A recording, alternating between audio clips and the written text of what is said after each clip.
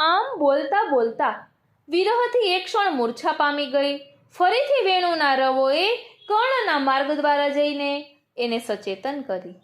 ત્યારે એ બોલવા લાગી, હા નાથ, હા ગોપિકાધીશ, સેંકડો રીતે વ્રજનું રક્ષણ કરનારા, હા કૃષ્ણ, હા દયા સિંધો, હા વૃંદાવન નાયક, હા પ્રાણ, હા નિજજનને આનંદ આપનારા, હા વેણુકલ ગાયક, હા મુગ્ધન નંદ સર્વસ્વ, હા યશોદાંક ખેલન, હા યશોદો સંગ લાલિત, હા નિજ વ્રજ જનાધાર, હા નિજ વ્રજ જનને સર્વ અર્થ આપનારા, વ્રજ પ્રાણ, વ્રજપતે, હું બધી તરફથી ધરતી પર પડી જાઉં છું.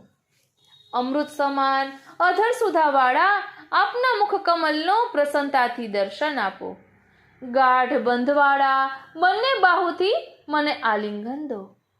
આમ બહુ પ્રકારની અવસ્થાને પ્રાપ્ત થતા બધી તરફથી એકઠા થઈને લલિત ગતિથી મધુર અને મંગલ રૂપ પ્રિય સન્મુખ પધાર્યા. ગાન કરતા પોતાના દેહ, વસ્ત્રને, આભૂષણને ભૂલી જતા, પરસ્પર તાલી દેતા સંધ્યાભોગની સામગ્રી લઈને ચાલ્યા.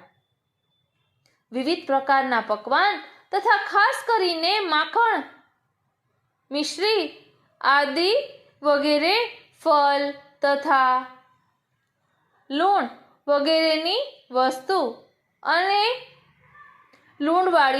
લૂણવાળી વસ્તુ એટલે કે નિમકવાળી વસ્તુ અને નિમક વિનાની વસ્તુ પણ સંપાદન કરીને અને બહુ પ્રકારના સિંધાણા, દૂધ, દહીં વગેરે અને શીતળ સ્વચ્છ જલ તથા ઉત્તમ તાંબુલ તથા વિશેષ કરીને વનમાલા, ચંદન અને અગરની સુગંધથી બનેલો અરગજા અને શયનને ઉપયોગી વિચિત્ર આસનો તથા તેના પર બિરાજવાને માટે અદ્ભુત પ્રભાવશાળી ચોકી અને અનેક પ્રકારના શોભાયમાન વસ્ત્ર આભૂષણ લઈને રમણ જેને પ્રિય છે એવા ગોપીજનો જલ્દીથી કૃષ્ણની પાસે પધાર્યા.